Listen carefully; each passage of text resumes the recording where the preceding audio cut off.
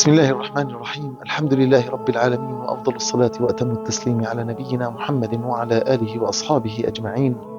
يقول الله سبحانه وتعالى: مثل الذين ينفقون أموالهم في سبيل الله كمثل حبة أنبتت 7 سنابل في كل سنبلة 100 حبة، والله يضاعف لمن يشاء، والله واسع عليم.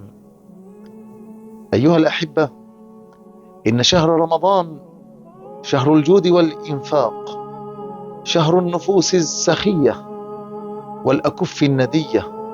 عن ابن عباس رضي الله عنه قال: كان النبي صلى الله عليه وسلم أجود الناس، وأجود ما يكون في رمضان، نعم، إنها الصدقة.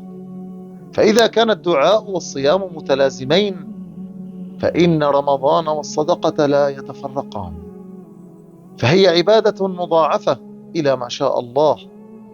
والصدقة أداؤها عظيم في سائر الشهور والأيام، فكيف بها إذا أخرجت في رمضان وتحلت بشرف الزمان ومضاعفة الثواب بها؟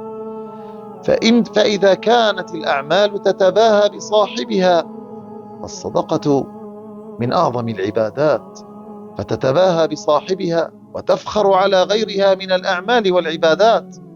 يقول عمر بن الخطاب رضي الله عنه: إن الأعمال تتباهى، فتقول الصدقة: أنا أفضلكم.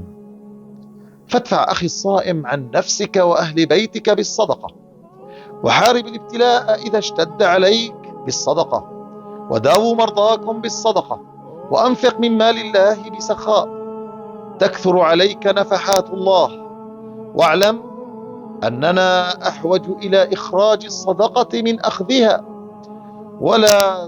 ولا تنسى أن تتصدق بأجمل ما لديك. نفعني الله وإياكم بما سمعتم، وجعلنا من المتصدقين، وبارك لنا في أموالنا، ورزقنا منه رزقا حسنا، إنه سميع مجيب، والحمد لله رب العالمين.